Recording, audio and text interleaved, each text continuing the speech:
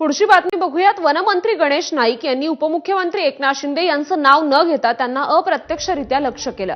Covid काळात नवी मुंबईकरांची औषधं आणि ऑक्सिजन चोरून आता 14 गावांचा भार नवी मुंबईकरांवर लादल्याचा आरोप वनमंत्री नाईकांनी केलाय।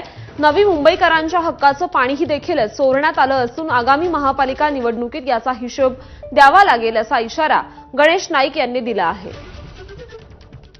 कोविडची औषधं चोरली, रेमडेसिवीर जी अत्यावश्यक औषधं नवी मुंबई करता आली, ती औषधं चोरून नेली।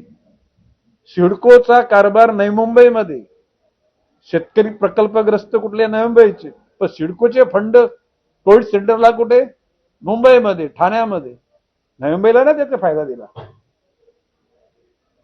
स्वतःच्या स्वार्थाकरता सिडकोचे भूखंड जे नवी मुंबईचे जनतेकरता मिळायला पाहिजे महापालिकेला, ते भूखंड बिल्डरांच्या घशात घातले। मी ते ओपन हाऊस मध्ये बोललेलो आहे आणि आज पुन्हा बोलतोय।